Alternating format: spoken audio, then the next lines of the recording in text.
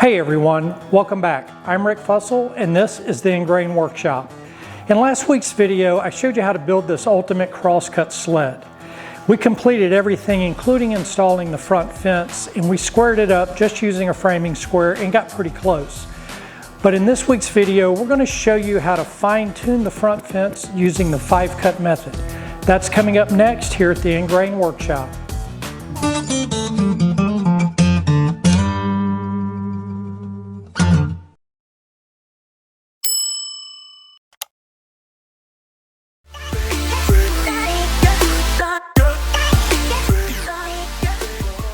So before we start adjusting the front fence to our crosscut sled, I wanted to go over a couple of things I did when I designed the sled. Number one is I made a pivot point here on the right side of the front fence. I measured over from the side of the sled 3 inches, and that's where I installed a screw, and then I installed a screw at the opposite end. I did pre-drill and countersink for 4 screw locations along the front fence, but I only installed 2 screws, one at the pivot point and then one at the opposite end. The one at the opposite end will end up pulling out and then making our adjustments and then inserting a new screw to lock in and really dial in the front fence of the crosscut sled. So before we start making our cuts, I wanted to just go over, you need a piece of scrap wood. It doesn't have to be perfectly square. It can be rectangular, trapezoid, anything with just 4 corners. They don't have to be 90 degrees as long as they all total up to 360 degrees, which they should if you have 4 corners.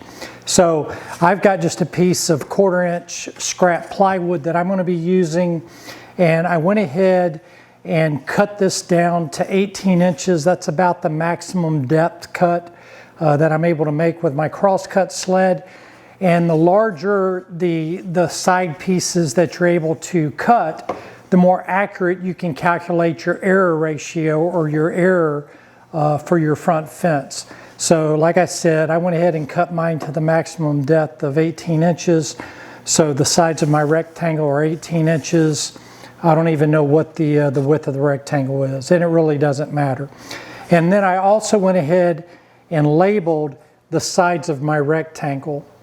So I've got this labeled as side 1 or side 5, which will be the final cut. And then I've labeled side 2, 3, and 4. And then as we make our initial cut along side 1, I'm going to rotate it and put side 1 up against the front fence. And that'll be my reference to make the cut for side 2, and then I'll rotate it, put side 2 up against the the front fence, and then just complete that process till we've cut all 4 sides. And then we'll make the 5th and final cut along side 1 of the board, and I'll probably cut it maybe approximately 1 inch. Again, this can be any dimension, but I want to cut it approximately 1 inch. That way I'll be able to measure the delta or the difference between the cuts with a set of calipers. And then you'll also need to label the top as A and the bottom as B, because we'll be taking the measurements from the top and the bottom of our 5th cutoff piece. So let's go ahead and start cutting off and making our 5-cut.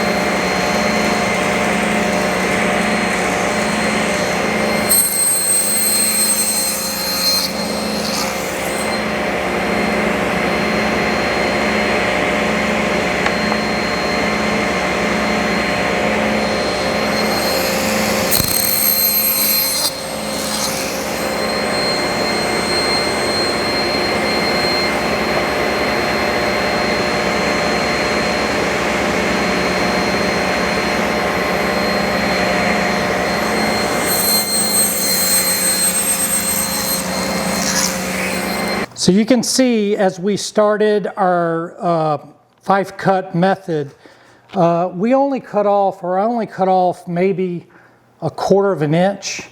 Again, it doesn't matter how much you cut off. You just need to make a full cut.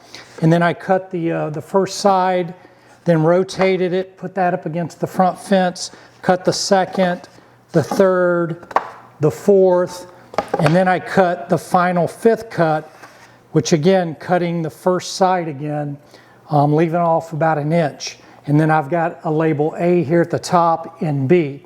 So the next thing we need to do is start gathering some information for our 5-cut formula. So for our formula, we're going to take the value of A minus the value of B.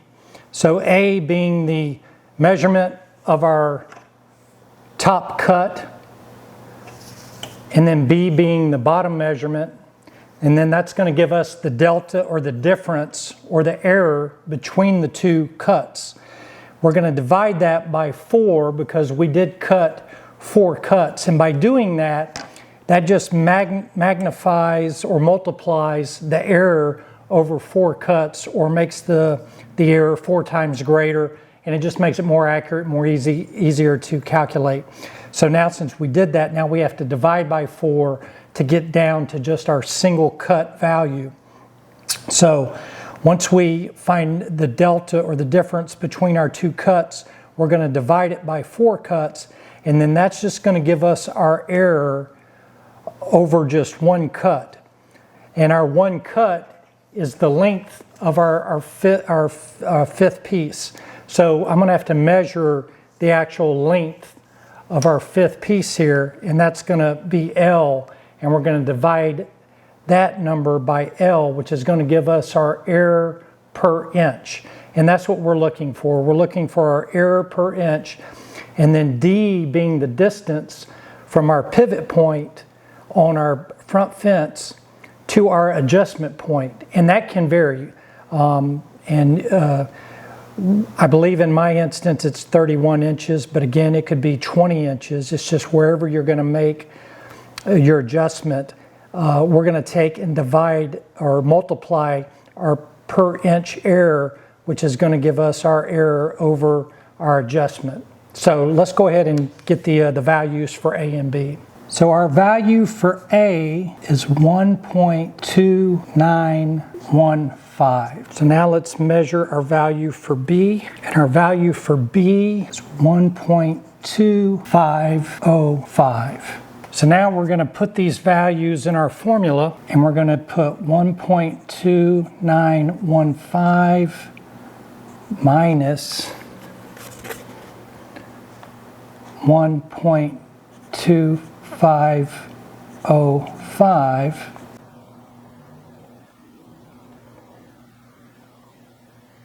and that's going to give us a difference of 0.041 inches. Now keep in mind that's after all 4 cuts. So then we're going to divide this 0.041 inches divided by 4 cuts, and that's going to leave us with 0.1025 inches per cut. And then our cut distance, which is the distance of our cutoff stick, our 5th stick, is, so the length of our cut was 17 inches and 17 7/16 inches.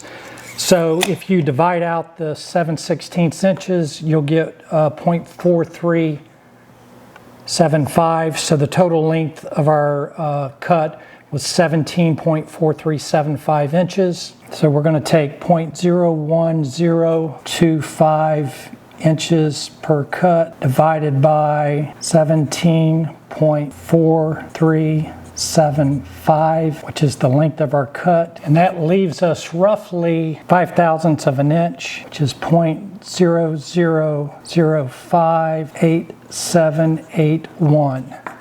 So this number represents our error. Now we're going to take this number and multiply it by D, which is the distance from our pivot point on our fence to wherever we're going to be making our fence adjustment. So let me show you how I came up with that dimension. So here along my back fence, I measured over, when I installed my pivot screw, 3 inches from the side of the sled, and I made a mark here on my front fence.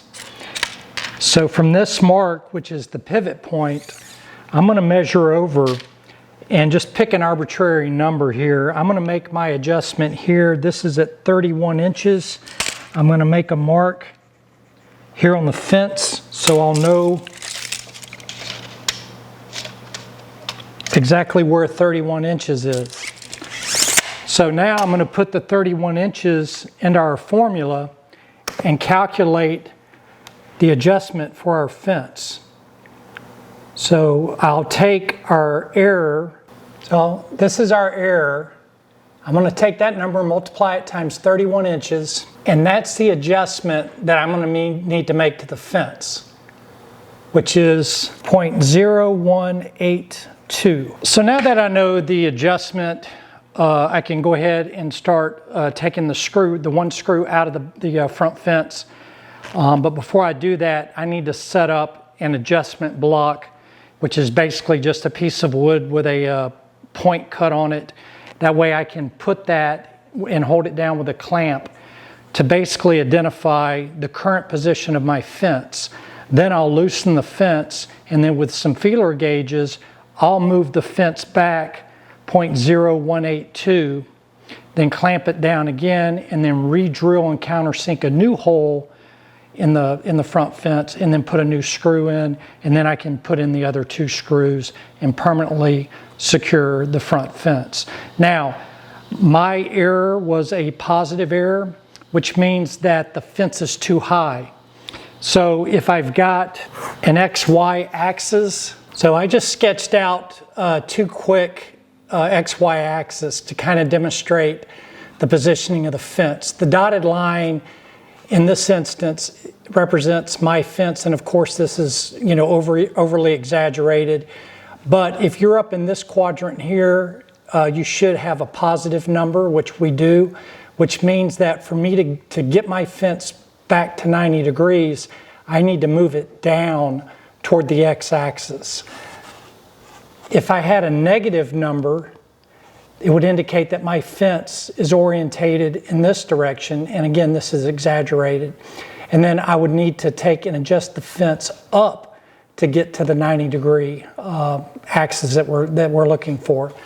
So depending on, you know, how your fence is set up, you might have a negative, you might have a positive, but that determines which direction you need to move your fence. So in our instance here, in my instance, I'm gonna have to move the fence back. So I just got a scrap piece of 3/4 inch ply and just cut a point on the end of it. This is gonna be my adjustment block. I've marked on my back fence where my 31 inch mark is, which is 31 inches from my pivot point. And then I'm gonna sit the block next to the fence. Now, I'm not going to compress it enough to compress the fibers. I just want it there to mark the current location of the fence, and then I'm going to clamp it down. Now that I've got it clamped down, I'm just going to make sure there's no gap between my adjustment block. Next thing I'm going to do is take the screw out of the bottom of the fence, and then we can adjust the fence back. So now with the back screw out, I went ahead and separated out my feeler gauges so that I would have, I don't know if you can see that, but I have a 0.018 and a 0.002, which should give me my error, which is 0.0182. So I'm going to put these feeler gauges, I'm going to slide my fence back just a little bit. And again, you know, I don't want to put too much pressure. I just want these feeler gauges to be able to slide in and out pretty smooth. So as you can see here at the top, the feeler gauges are kind of stuck. So it's kind of too tight, so I'm just loosening it. You can see the feeler gauges drop below.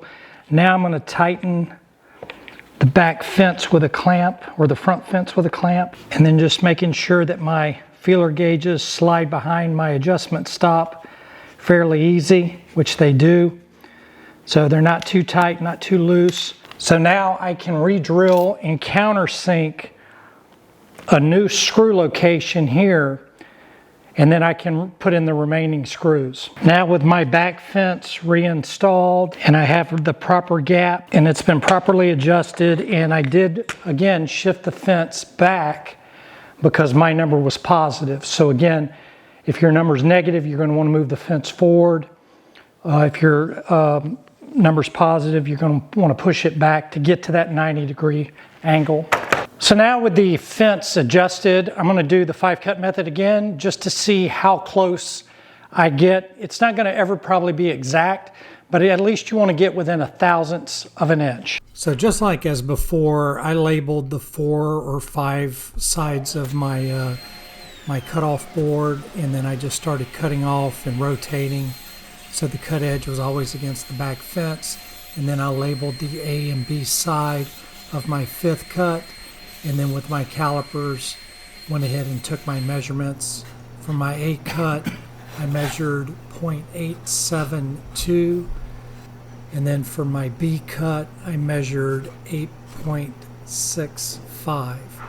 So then when you take the difference of those two numbers, you're going to get 0.007, which is within 7/1000th of an inch. So once you get it dialed in and you're within 1/1000th of an inch as far as your error on your cut, that's pretty close. You're not going to get any closer than that, and that means that you're dialed in and ready to go.